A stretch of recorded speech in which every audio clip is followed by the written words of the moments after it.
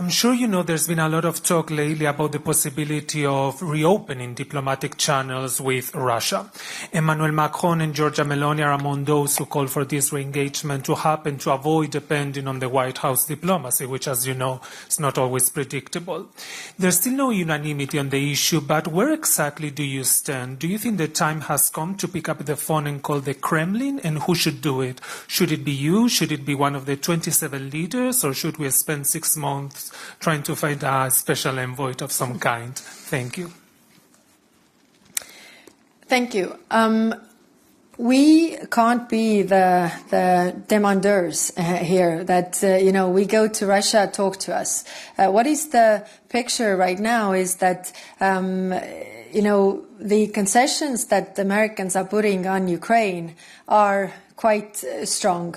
So I don't think there is anything that we can offer to Russia on top of that, what they already sort of get in their understanding with the Americans, which means that why should they talk to us? Because they get what they want in this relationship. So, of course, what we need to see and what we are working on is putting more pressure on Russia so that they would go from pretending to negotiate to actually negotiate, and also to take into account the worries that we have with Russia that this war will not continue and this war will not expand to other territories. So I think this is important to understand. If you look at these Abu Dhabi discussions, then Russians were not present on the level that has the right to make decisions. So they are not really taking this seriously. Did you discuss the loan for Ukraine, how you're going to spend it? Because Minister for Foreign Affairs Sibiha, he said that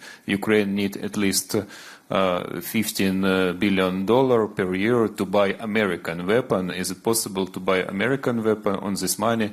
And the second question on Donbas region, State Secretary of United States Rubio said that it's a central issue in negotiation. Several months ago, I think you comment already on this topic. There is some changes? What do you think?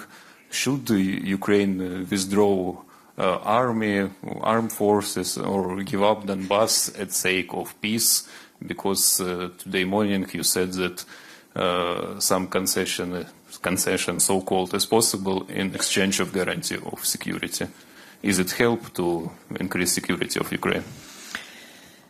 Thank you. So first on the loan and how to spend it. If you recall the European Council decision on this loan, it had sort of a cascade principle. So first, of course, if Ukrainian industry or European industry are able to provide the urgent needs that Ukraine has, then it should be bought from there. But if not, then it could be bought outside Europe or Ukraine to answer the urgent needs that Ukraine has. So yesterday I had a meeting with European defense industry, like a group of representatives from the defense industry, and I was also saying them very clearly that if you are not really ramping up your production and speeding up your processes, you're going to lose this money, because the urgent needs of Ukraine are the first, and then if you are not able to provide,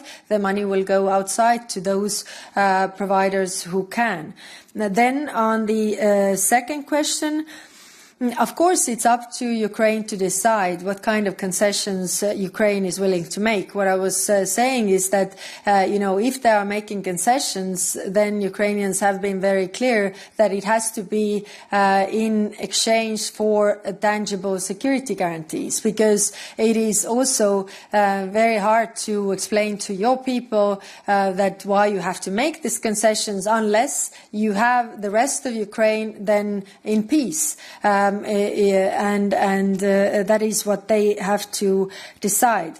Now, the security guarantees that we are providing, the Coalition of the Willing is providing, are there, but there also has to be tangible security guarantees from United States. not on paper, but really very, very concrete, and they can't be also conditional, because, you know, if you're making such hard decisions, then you also need to have security afterwards.